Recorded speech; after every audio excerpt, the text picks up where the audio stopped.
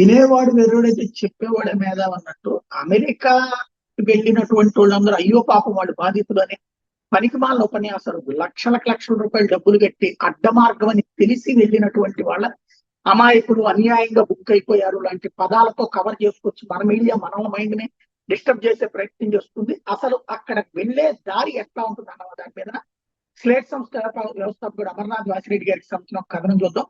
బతకడం కోసం చచ్చిపోతున్నాడు. అమెరికాలో అక్రమంగా ప్రవేశించిన వారిలో ఎక్కువ మంది వెళ్ళేది గాడిద మార్గం. ఎల్ బుర్రో అనే స్పానిష్ మాటకు అర్థం గాడిద. గాడిదల బరువులు మోసుకుంటూ అడ్డదిడ్డంగా వెళ్ళడం అనే భావాన్ని తిరుగుతుంది. గాడిద మార్గం రహదారి కాదు, ఎన్నెన్నో దొంగ మార్గాలు. ఇందులో ఒకటి దరియన్ ఖాళీ స్థలం. అతి భయంకరమైన కేకారం, చిత్తడి నేల, పొడవు 97 కిలోమీటర్లు.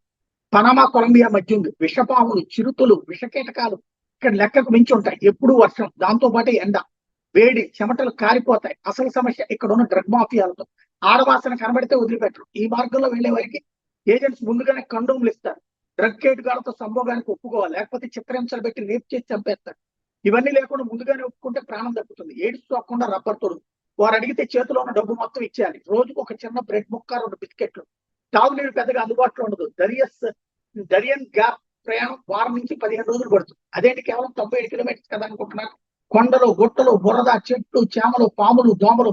అడుగు తీసి అడుగు వెయ్యాలనుకుంటే నరకం. అక్కడ కాయలా పడితే అంతే సంగతి. కాయల మనిషిని అక్కడే వదిలేసి బృందం ముందుకు వెళ్ళిపోతుంది. అంటే అక్కడే తిండి లేకుండా చచ్చిపోతారు. జనాలు వెళ్తుంటే దారిలో శవాలు, అస్థిపంజరాలు కనిపిస్తాయి.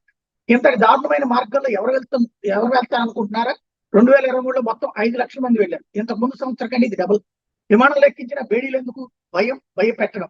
మా దేశానికి అక్రమ మార్గంలో వస్తే పర్యవసానాలు ఎలా ఉంటాయని అందరికీ హెచ్చరిక. Psychological warning. అందుకే అమృతసర ప్రయాణికుల సంఖ్యల వీడియోని వారి ప్రభుత్వం అధికారికంగా పెట్టింది. దరియన్ గ్యాప్ లో ఎన్నో కష్టాలు పడి మా దేశంలో దూరం పట్టుకుంటాం, చీకటి గదులు బంధిస్తాం, అవమానకర రీతిలో చేతులు కాళ్ళ బేడీలు వేసి గెంటేస్తామని వారు అధికారికంగా చెప్తున్నారు. గెంటేస్తామనే మాట వాళ్ళు వాడి శిక్షించచ్చు కదా. టైటిల్ 8 సెక్షన్ 1325 యుఎస్ కోడ్ ప్రకారం ఆ దేశంలో అక్రమంగా చొరబడితే 2 ఏళ్ళు జైలు, $2,50,000 అపరాధం.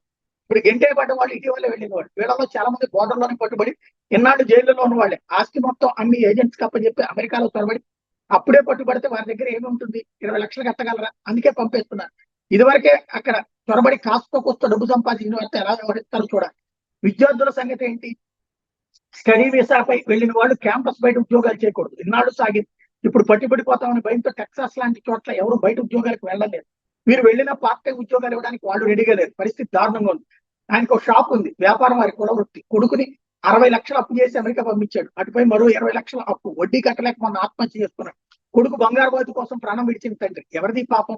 ఇంత జరిగినా జనాలకు ఎప్పటికీ సరైన సమాచారం ఇచ్చేవారు లేదు. పక్క వాళ్ళు వెళ్ళారు, మనం కూడా వెళ్ళాలి అనే తపన. గాడిద మార్గంలో, ప్రాక్సీ మార్గంలో అమెరికాకు పంపే ఏజెంట్స్ కోటీశ్వరులు అయిపోతారు. అమెరికాలో క్యాసినోలో రాత్రిపూట వాళ్ళు పందెంగా ఇచ్చే డబ్బు చూసి అమెరికా సంపన్నులకు కళ్ళు తేలేస్తున్నారు. నాశనం అయిపోతుంది మనోళ్ళే, దోచుకుంటోంది మనోళ్ళే, మొసలి కన్నీరు కారుస్తోంది మనోళ్ళే. డాలర్ డ్రీమ్స్ కాస్త డాలర్ నైట్ మేర్ అయింది. బహుశా మరో 2 ఏళ్ల ప్రతిభ ఉన్న వారికి ఇండియాను ఫ్లైట్ ఎక్కే ముందు గ్రీన్ కార్డు చేతిలో పెట్టి మేళతాళాలతో అమెరికా ఆహ్వానించచ్చు. రహదారికి అడ్డదారికి తేడా ఇప్పటికైనా తెలుసుకుంటే అందరూ బాగుపడతారు.